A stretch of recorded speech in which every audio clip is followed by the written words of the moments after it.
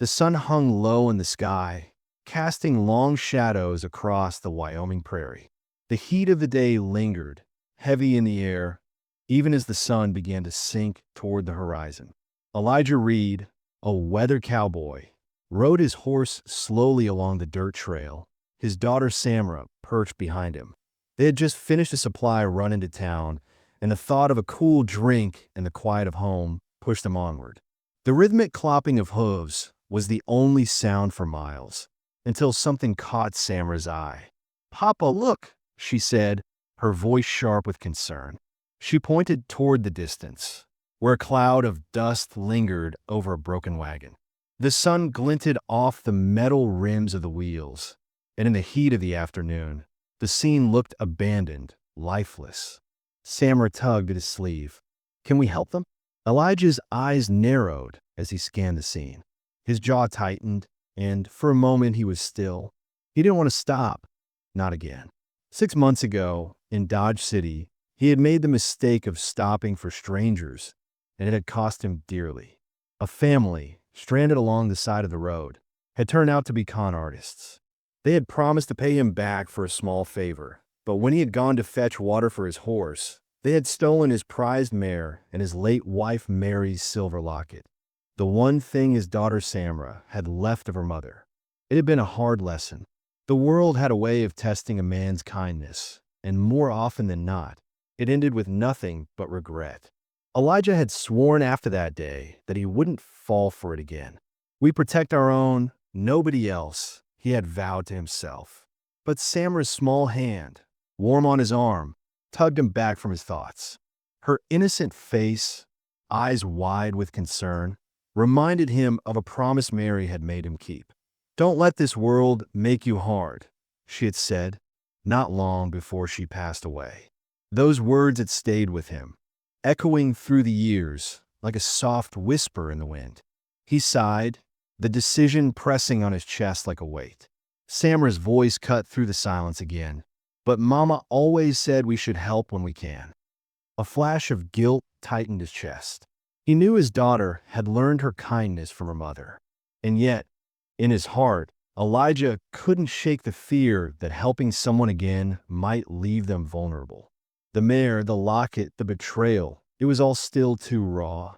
But the child, he noticed now, was still moving, crawling toward them, dragging a small, limp figure beside him. The boy's arms were thin, and his small body swayed with every movement, like a leaf clinging to a branch in the wind. Elijah felt his heart quicken, his instincts fighting with his reasoning. "Let's get closer," he said, his voice low. "But if anything feels wrong, we turn back." Samra nodded, her face set with determination. She didn't question him. She trusted him, and Elijah's heart ached as he nudged the horse forward. The closer they got, the clearer the scene became. A woman, perhaps in her early 30s, was slumped against the wheel of the wagon, her face pale with dehydration. Her breathing was shallow, and her clothes were torn, evidence of the hardship she had endured. The boy, no older than 5 or 6, was lying beside her, his tiny hands pressed against her sunburned lips, trying to keep her hydrated with whatever drops of water he could summon from the canteen that hung limply at his side. When they were close enough, Elijah dismounted, his boots hitting the dusty earth with a soft thud. Samra slid off the horse, holding the canteen out to the boy. His cracked lips parted, and he whispered in a hoarse voice, "Please, my mama hasn't woken since yesterday." Elijah crouched beside the boy, gently pulling him to his feet, his heart breaking at the sight of such a small soul carrying such a heavy burden. "It's going to be all right, son," Elijah said, his voice thick with the weight of his own doubt. He reached for the woman, checking her pulse with fingers that were steady despite the turmoil inside him. A weak but steady beat. She was alive, but barely. The boy was trying to crawl back toward her, his body trembling with exhaustion. Elijah could see the fear in his eyes, a look so familiar that it made his chest tighten. His own daughter had looked that way once, when Mary had passed, when the world seemed too big for such small shoulders. "We'll get her help," Elijah promised, though his words were for the boy. not for himself. He had to make it right, even if it meant walking into the same kind of trap he'd fallen into before.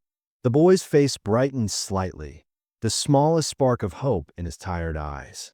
Samra stood beside him, holding the canteen out to the boy with both hands. "Here," she said softly. "This will help your mama."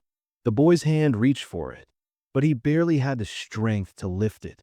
Samra's eyes flickered to her father's face, her gaze filled with unspoken questions. Elijah hesitated, his mind racing. "We protect our own," he reminded himself. But this wasn't just about the woman. It was about the boy, about the child who needed help. "Papa, can we help them?" Samra asked again, her voice breaking through his thoughts like a thread of light in the dark. Elijah closed his eyes for a moment, hearing Mary's voice in his mind, urging him to make the right choice. When he opened them again, his decision was made. He looked at Samra, his face softening for the first time in a long while. "Get your horse," he said. "We'll take them home." And with that, they began the slow journey back, Elijah's heart heavy with the knowledge that kindness could still leave scars. But perhaps it was also the only way to heal. Elijah worked quickly, his mind focused as he examined the woman more closely. Her pulse was faint, the signs of heat stroke unmistakable. Sweat beaded on her forehead, and her breathing came in shallow gasps. He felt the weight of the situation pressing in on him, but there was no time to waste. His eyes scanned the surroundings. The wagon had been ransacked, the horses gone, and there were no signs of any food or supplies. Elijah's instincts told him that something wasn't right, but there was also something about the scene that felt genuine. The wedding ring on the woman's finger, the Bible next to her, these were signs that didn't add up with the kind of bandits he had encountered before. They were ruthless, leaving nothing behind, but these people had been left to suffer, abandoned, not by outlaws, but by something worse, disaster. Elijah turned his attention back to the woman, lifting her gently into a sitting position. Her eyes fluttered open, and she looked at him with a mixture of confusion and desperation. "Where's my son?" she gasped, her voice weak but filled with anxiety. Elijah nodded toward the boy, who was still huddled on the ground, too weak to move much. "He's safe, ma'am," he said, trying to reassure her. "You're safe now, too." The woman's name was Emma Hartley. Her story spilled out in fragments as Elijah helped her onto his horse, carefully lifting her so as not to cause further distress. Her family had been heading west, hoping to start a new life in California. But the journey had turned tragic. Her husband, a carpenter, had fallen ill with a fever 2 weeks ago while traveling through Kansas, and she had buried him along the trail.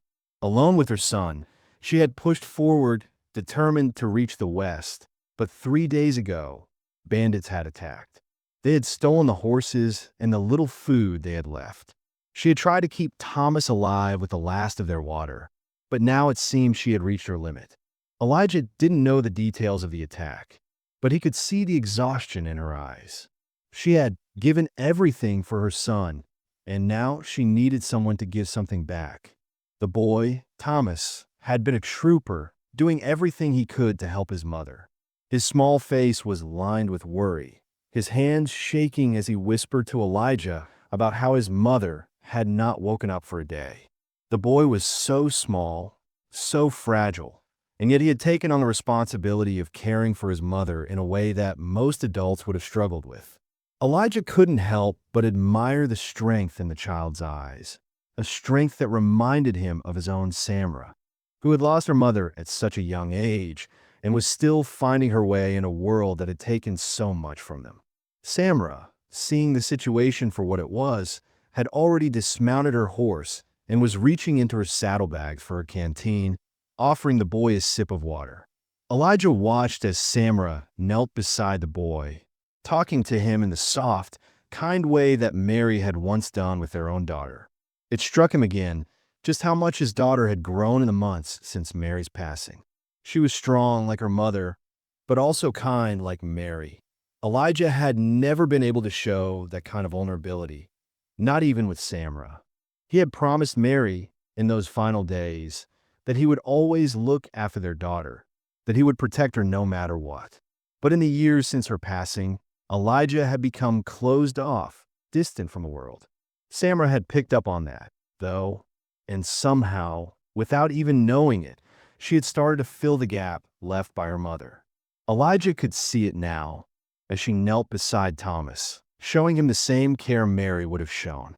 They were a team, Samra and Elijah, but the bond between them was growing more complex as time went on, especially with Em and Thomas now in the picture. Elijah knew that taking them in wasn't just a simple act of kindness. It was an emotional investment. He didn't know if he was ready for that kind of change, but as he helped Emma onto his horse, his mind shifted. It wasn't just about doing the right thing. It was about something deeper.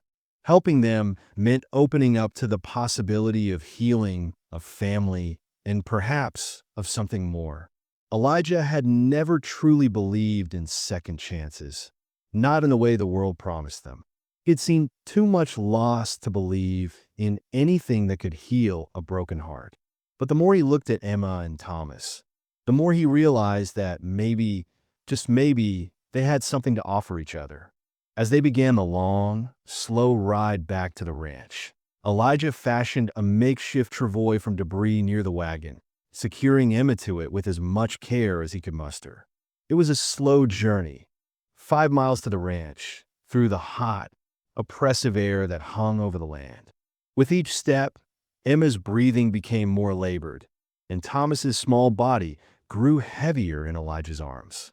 Elijah felt the weight of the situation pressing down on him, but he also felt something else, something he hadn't felt in a long time. It was the sense of purpose that had been missing from his life since Mary's death. As they moved toward the ranch, the world seemed quieter, as though the land itself was holding its breath. Elijah's only thought was to get them home. He had no plan, no backup, but in that moment, he felt like maybe they weren't just strangers. Maybe they were meant to be here. By the time they arrived, Mrs. Patterson had already prepared the guest room, and Elijah was grateful for her quiet efficiency. Doc Morrison, a traveling doctor, arrived soon after, and Elijah stepped back as Samra took charge of the situation, guiding the doctor and helping him with whatever was needed. Elijah's thoughts were distant, his mind still on the journey ahead, but for the first time in months, he allowed himself a breath. They were here. They were safe for now, but he knew the road ahead would be harder than anything they had faced so far. He couldn't afford to let his guard down. Not now, not when there was so much at stake. Yet as he watched Samra attend to the guests and Emma's slow recovery, Elijah realized that perhaps, despite his reservations, this was exactly what his life needed. A chance to start anew, not just for him, but for all of them. The first few days after their arrival were a blur of action and quiet moments, a mix of care and exhaustion. Emma's fever had broken by the third morning, but she remained weak, barely able to sit up on her own. Elijah and Samra took turns watching over her, making sure she stayed hydrated and fed, while also seeing to the rest of the ranch's chores. It was a delicate balance, the weight of the new responsibility settling in slowly for both father and daughter. As the days passed, Emma began to show signs of recovery, though the toll of her journey remained clear in the lines on her face and the way her shoulders sagged as though the weight of the world had been pressing down on her for far too long. Thomas, however, had begun to stir, his small body slowly regaining strength. The first time he sat up and asked for food, his voice quiet but urgent, it was a moment of relief for Elijah, one that filled him with a sense of hope he hadn't realized he'd been missing. The boy's bright eyes looked up at Elijah with something like admiration, a look that made the older man uncomfortable, as though he wasn't deserving of it. But Elijah didn't push it away. He accepted the unspoken gratitude, knowing Thomas had been through too much to ask for more than simple survival. That night, as Elijah sat by the fire outside with Samra, he couldn't shake the feeling that something had shifted in their small family. Emma's presence, her vulnerability and strength, had added a new layer to their life. For Samra, it was a blossoming connection, a shared understanding that seemed to happen almost without words. Elijah had watched his daughter grow into a caretaker, the way she tended to Thomas with a gentleness that reminded him of Mary. It was a bittersweet thing to witness because it reminded him just how much of Mary was gone, but also how much of her still lingered in the way Samra spoke, the way she moved, the way she cared. Samra and Thomas quickly became inseparable. They spent their days playing in the yard, Samra teaching Thomas how to ride a horse, a skill she had learned from her mother and now passed down to him with a sense of pride. The boy, in turn, would follow her everywhere, his eyes wide with curiosity as he learned about life on the ranch. Elijah kept his distance, still unsure of how to navigate this new dynamic. But he could see how much Samra had grown and how the bond between the two children had become a healing force. It was only in quiet moments, when Elijah caught himself watching Emma with her son, that he allowed himself to acknowledge the impact they were having on him. He found himself looking at Emma more than he should, noticing the way she spoke to Thomas with a softness that reminded him of Mary's quiet strength. The first time Emma asked Elijah about his life before Mary, the question caught him off guard. It was a casual inquiry, one that seemed to come out of nowhere, but it felt like she was trying to understand him in a way no one had done in years. He had answered briefly, talking about his days working cattle and the land he had inherited, but he didn't go into detail. There were things he didn't want to talk about, things that were too painful to revisit. But Emma, ever the teacher, had offered bits and pieces of her own story. She spoke of Ohio, of her husband's hopes for a better life in California, and of the dream she had carried with her all the way across the country. Elijah listened, but he didn't let himself get too close. Not yet. He wasn't ready. Emma's strength, however, had begun to show through as she recovered. Even though she was still weak, she insisted on helping where she could, whether it was preparing meals or tidying up the guest room where she and Thomas were staying. Elijah saw it in the way she moved, the quiet determination that matched his own stubbornness. It reminded him of how Mary had been, always willing to pitch in, always thinking of others before herself. It was a trait he admired, but one he had come to distrust in himself. He had learned the hard way not to let anyone get too close, but there was something about Emma's resilience that made him question his resolve. One evening, after a long day of work, Elijah caught Samra watching him. Her small face was full of questions, questions he wasn't ready to answer. "Papa," she said quietly, her eyes searching his. "Can Thomas stay forever?" The question hit him harder than he expected. He had been so focused on getting through each day, on surviving the present, that he hadn't allowed himself to think about the future. Could Thomas stay? Could Emma stay? He hadn't allowed anyone into their lives since Mary had died. He had built walls around their small world, convinced that if he kept everything at a distance, no one would have the chance to hurt them. But Samra was right. Thomas and Emma were part of something new. He couldn't deny the truth of it. The ranch felt fuller with them there, quieter with their presence.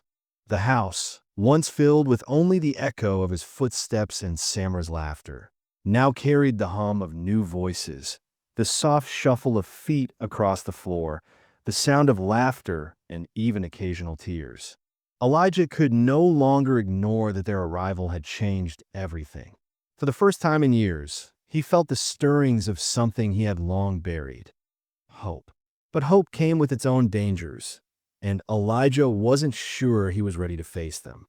That night, as he lay in bed, he thought about Emma's quiet gratitude and Thomas's trusting eyes. They had both been through so much, yet here they were, alive and beginning to heal. It was a slow process, but it was progress. And for the first time in a long time, Elijah allowed himself to believe that healing wasn't just a word, it was a possibility. He didn't know what the future held, but as he looked across the room at Samra, asleep in her bed, he knew one thing for sure: they weren't alone anymore. And that, in itself, was a kind of salvation. 3 weeks had passed since Emma and Thomas arrived, and though Emma's health had improved, there was still a palpable tension in the air, a quiet undercurrent of unresolved feelings between Elijah and Emma. The days were slowly blending into one another, the seasons shifting as they always did, but Elijah could feel the change deep within him. He had never been one for emotional openness, and Emma's gentle presence, though healing in many ways, also stirred up things he wasn't ready to confront. Samra had blossomed with Thomas by her side, her days spent teaching him the ways of ranch life, how to ride, how to tend to the animals, how to fix things around the barn. She was flourishing in a way Elijah hadn't seen in months, and yet there was an undercurrent of unease between him and Emma.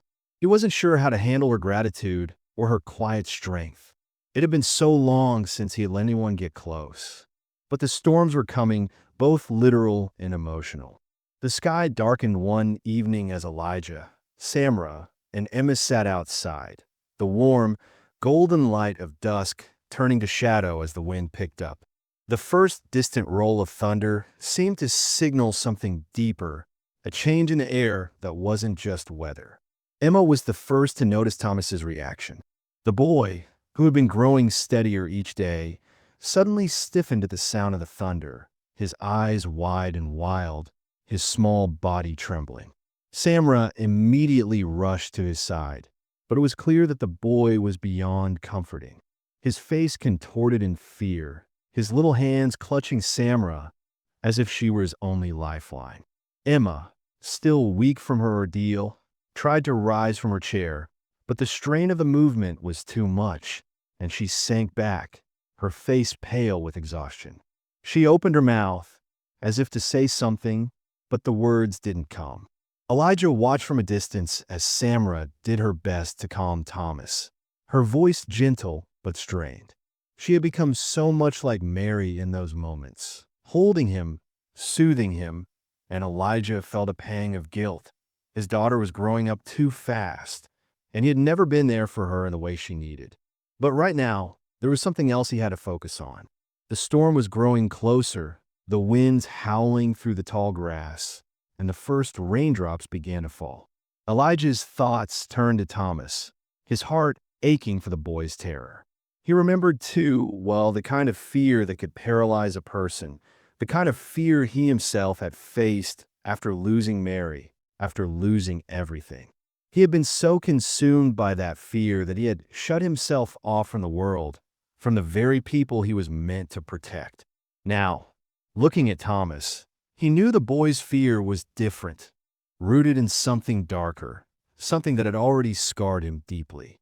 Elijah couldn't ignore it. He had to do something.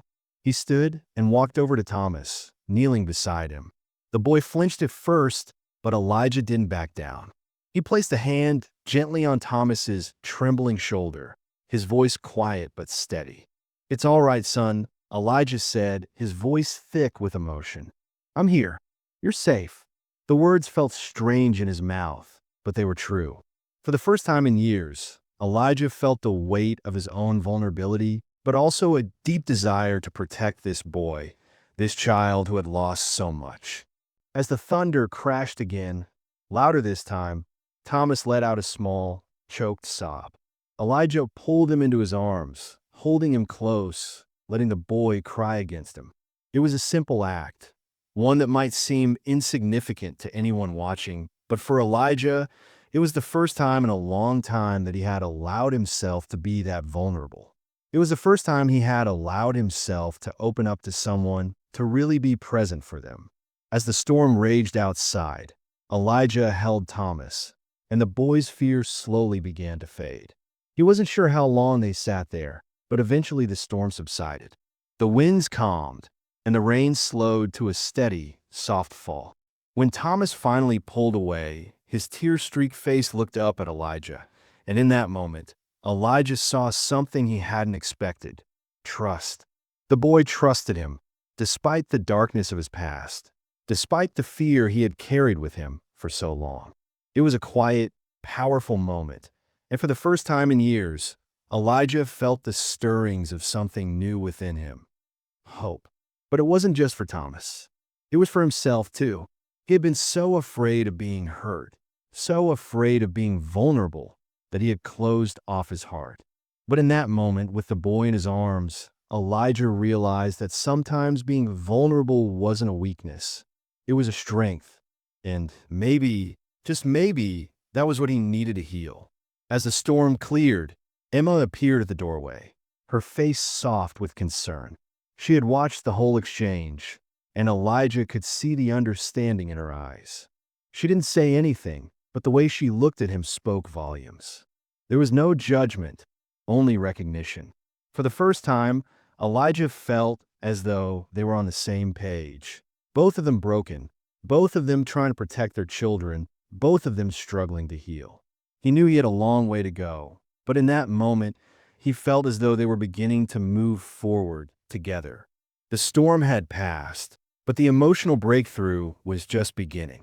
Emma stood quietly by the door, watching them both, and Elijah felt a strange warmth in his chest. He didn't know what the future held, but for the first time in a long while, he was ready to find out. He wasn't alone anymore. He had Samra, Thomas, and Emma now, and maybe, just maybe, that was enough. As the last of the storm clouds rolled away, a rainbow appeared in the distance. Elijah took a deep breath, feeling the weight of the past few months lifting just a little. And for the first time in a long time, he allowed himself to believe that maybe, just maybe, the future wasn't as bleak as he had once thought. The morning after the storm, the air was still thick with the scent of rain-soaked earth when Elijah heard the sound of hooves approaching from a distance. He was out in the barn, finishing up some chores, when the rhythm of the galloping horses signaled someone was coming fast. He looked up and saw Sheriff McCall's familiar figure coming toward the ranch, his horse lathered with sweat from the long ride. As the sheriff dismounted, his face was drawn, his expression serious. "Reed," the sheriff greeted him, his voice low.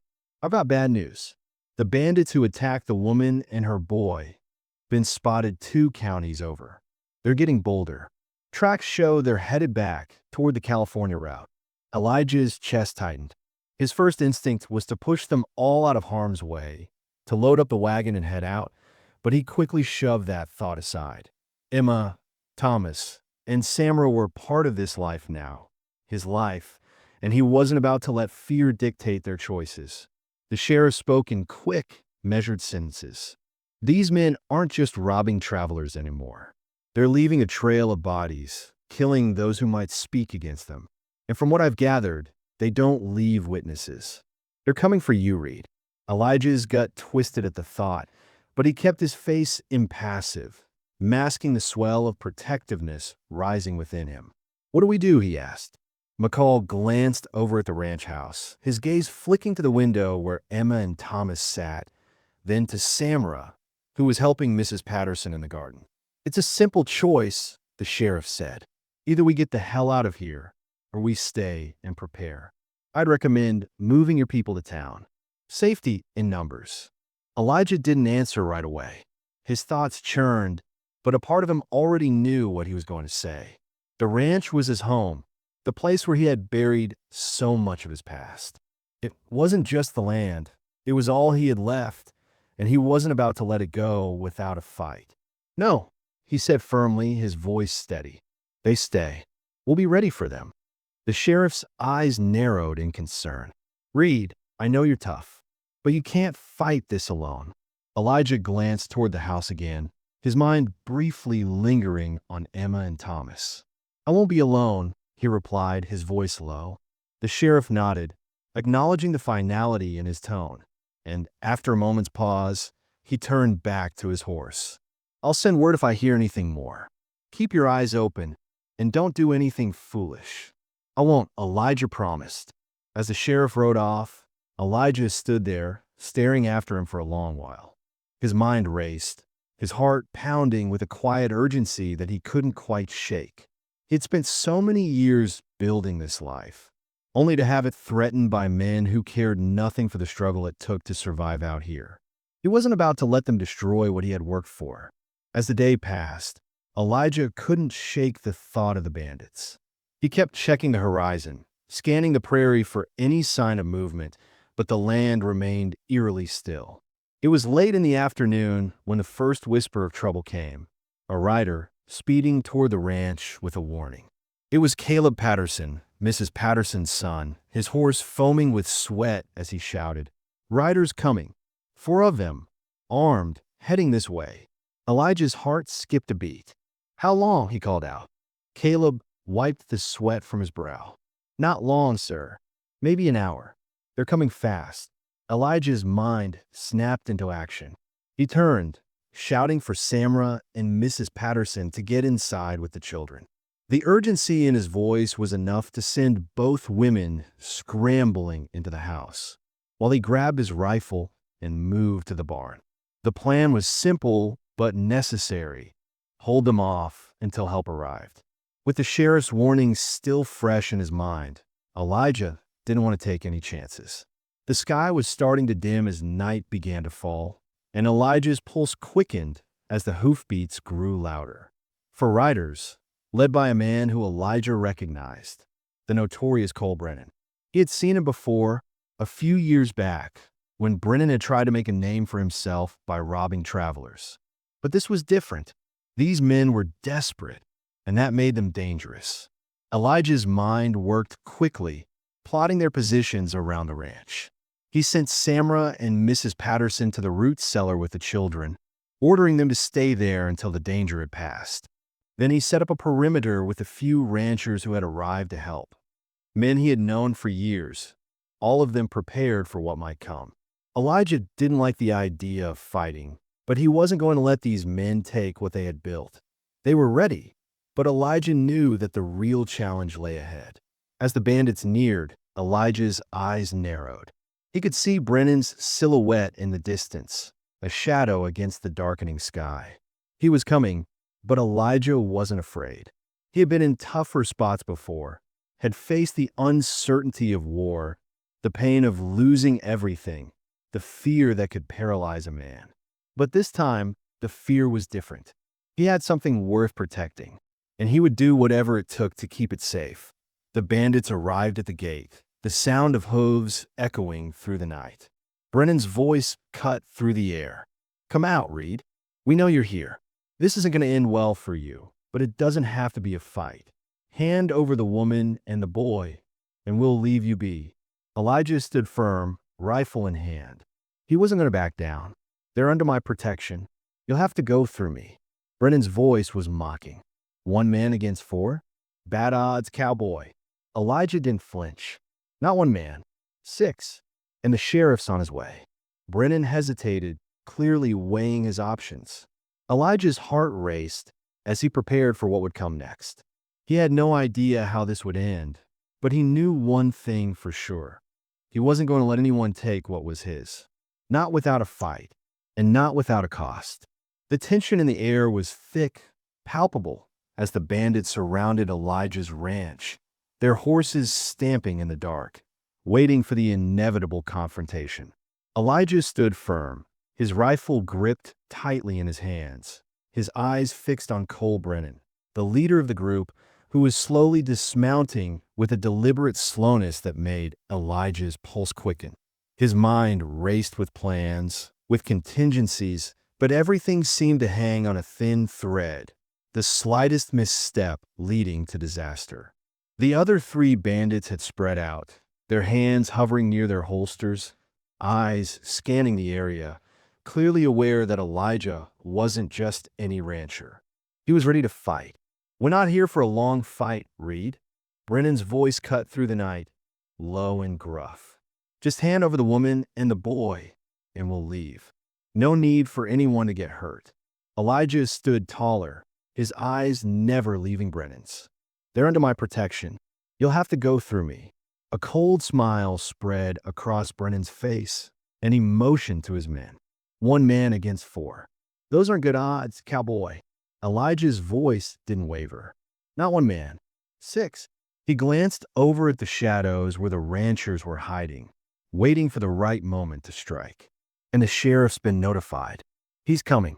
Brennan's eyes flickered toward the barn, where the faint outline of the hidden ranchers could be seen, but but he didn't show fear, only caution. Elijah wasn't sure whether it was the mention of the sheriff or the sheer determination in his stance that gave Brennan pause, but the bandit leader hesitated, clearly rethinking his approach. "You think the sheriff's gonna save you?" Brennan sneered, but the uncertainty in his tone was evident. "Maybe, maybe not," Elijah said, keeping his rifle steady. "But I don't need the sheriff to handle men like you." The bandits shifted, clearly sensing the dangerous game Elijah was playing. Their leader glanced at his men, then back at Elijah, calculating their next move. With a sudden motion, Brennan drew his gun, and the other men followed suit, the sharp sound of 6 pistols cocking in unison filling the air. Elijah didn't flinch. His training during the war and his years of working cattle had given him the calm of a man who knew how to wait, how to bide his time. The wind picked up, rustling through the dry grass around them. It was a standoff. One wrong move could set everything off. "We don't want to kill you, Reed," Brennan said, his voice a little less certain now. "Just give us what we came for, and we'll leave." Elijah didn't answer immediately. He only took a deep breath and held his ground. "You've been running roughshod over this land for too long," Elijah said finally. "You won't do it here. Not anymore." The standoff stretched longer, and Elijah felt the weight of every second as he waited for the first move, knowing that it could all end in violence. But he wasn't ready to back down, not when the lives of the people he cared about were at stake. The silence seemed to stretch on forever until a sharp, unexpected sound cut through the night, the sound of hooves. Elijah's heart leaped in his chest as he turned toward the horizon. The sheriff's posse was arriving, torches blazing in the dark, the flicker of their light casting long shadows on the ground. Brennan's face twisted with frustration as he saw the approach of the deputies, and for the first time, uncertainty flashed across his face. "You're surrounded, Brennan," Elijah shouted, his voice cutting through the rising tension. "Drop your weapons, or we'll do this the hard way." Brennan swore under his breath, clearly weighing the odds. The bandits had thought they could intimidate a rancher, but they had underestimated Elijah's resolve and the help of the sheriff. "This isn't over, Reed," Brennan snarled, motioning to his men. "Get ready." But it was already too late. As the sheriff's deputies swarmed the area, torches blazing, Brennan realized he was trapped. With a quick motion, he released Thomas, who had been clutched tightly in the arms of one of the other men. The bandits quickly dropped their guns, realizing the game was up. "Don't do it, Brennan," the sheriff shouted as he and his men dismounted, pistols drawn. "You're surrounded. It's over." Brennan hesitated, his eyes darting to the deputies and then to Elijah. The fight had gone out of him. "You can't win, Brennan," Elijah called again. "It's over." There was a brief, tense moment before Brennan dropped his gun, signaling his men to do the same. The standoff had ended without a shot fired, but it had come dangerously close to turning violent. The bandits, now disarmed, were arrested without a struggle, their hands bound as the sheriff's deputies moved in to secure them. Elijah watched as Thomas ran toward him, his small hands reaching for him, his eyes wide with relief. "Pop Elijah, you did it." Thomas's voice cracked with emotion, and Elijah bent down to scoop the boy into his arms, holding him tight. He felt a flood of relief wash over him, the tension in his body easing as he held the boy close. Samra and Emma emerged from the house, their faces etched with concern, but quickly softening when they saw the bandits were captured. Emma ran to Elijah, her face filled with gratitude and something else, something he wasn't ready to name yet. "Thank you," she whispered, her voice trembling. Elijah nodded, but before he could respond, he felt Thomas's small arms wrap around him, squeezing tight. "I'm so glad you're okay, Papa Elijah," the boy said, his voice full of trust and warmth. Elijah didn't have the words to say what he felt in that moment. The fear, the weight of the night's events, it all seemed to melt away. He looked up at Emma, whose eyes were shining with unshed tears, and he realized for the first time, that the people standing around him weren't just survivors. They were family. The sheriff led the bandits away. Their heads hung low as they were escorted toward the waiting horses. Elijah stayed close to his newfound family, his heart still pounding, but the worst was over. They had faced down danger and come out on the other side. Elijah, looking down at the boy still in his arms, finally allowed himself to relax. He wasn't just a protector anymore. He was part of something bigger. He was home. The morning after the standoff, with the bandits safely locked up in the sheriff's jail, the ranch seemed quieter than it had in weeks. The fear and tension that had gripped Elijah, Emma, Samra, and Thomas during those dark hours was slowly ebbing away, replaced by a sense of uneasy relief. Elijah stood on the porch, his hands resting on the railing, looking out over the land. The sun had barely risen, casting long golden rays across the fields, but his mind was already elsewhere, lost in thoughts about the future. The events of the past few days had pushed everything to the edge. He had almost lost everything he had fought to protect. The fear of losing them had almost shattered him. And yet, in the aftermath, something had changed. He wasn't sure what it was yet, but he could feel it, a shift in the air, in the way he looked at the people around him. Emma had come into their lives like a storm, a force of nature that had shaken Elijah's world to its core. At first, he had resisted her presence, keeping his distance, guarding himself from the vulnerability she seemed to bring. But now, after everything that had happened, he realized how much he had needed her. Not just for the ranch or for Thomas, but for himself. She had helped him rediscover parts of himself that he had buried deep after Mary's death.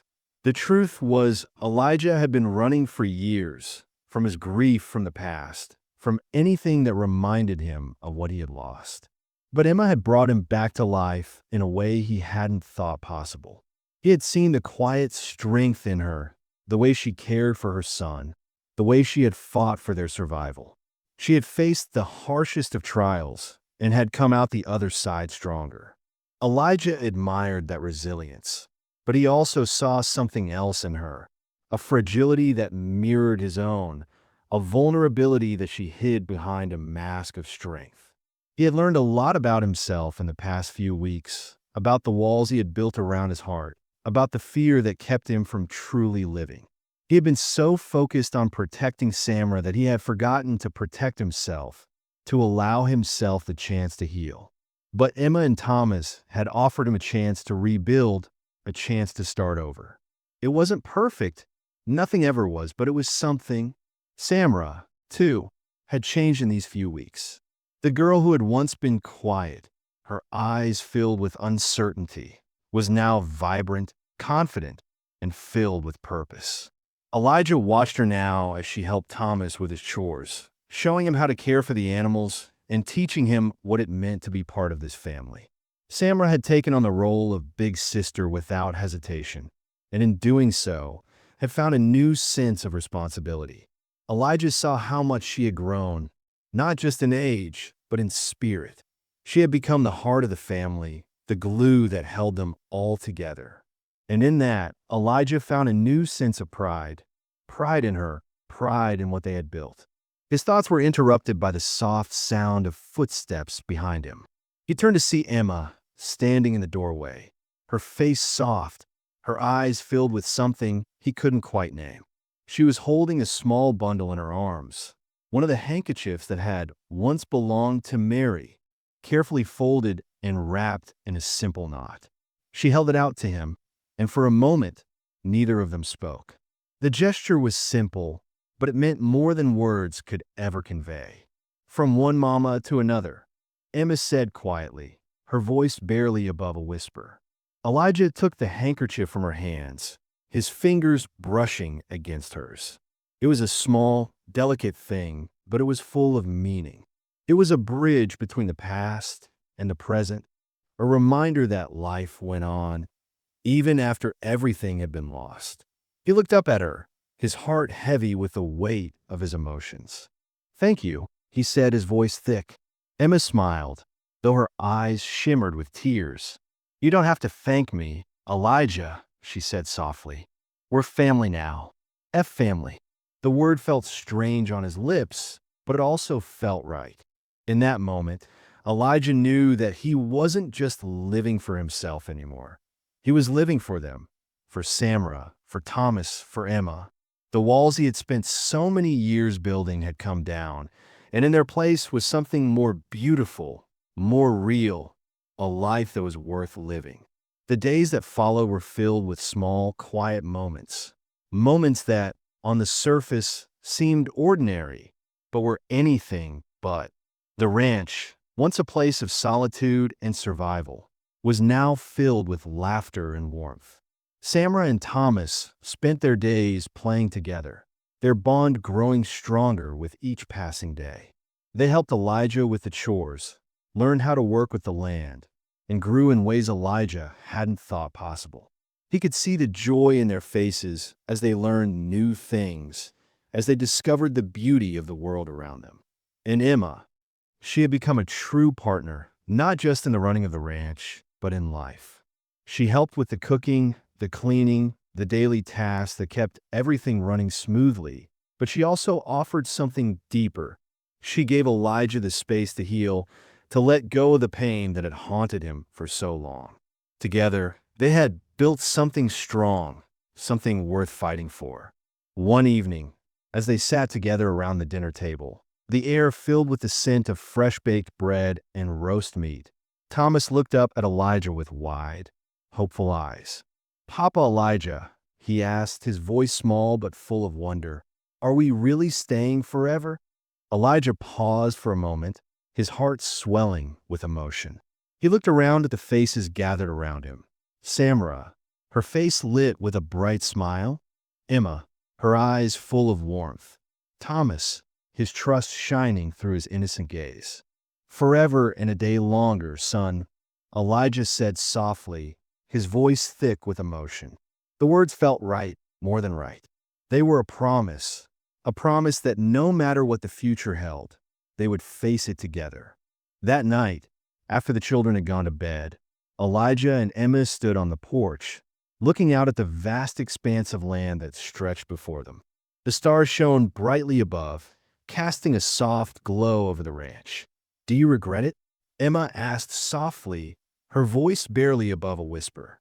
Elijah turned to look at her, his eyes searching hers. "Saying yes to strangers?" she clarified. Elijah shook his head, a small smile tugging at his lips. "You weren't strangers long," he said quietly.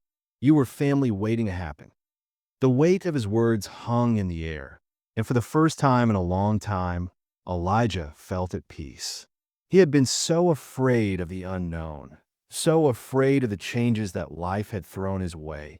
But in this moment, with Emma by his side, he realized that the unknown wasn't something to fear, it was something to embrace.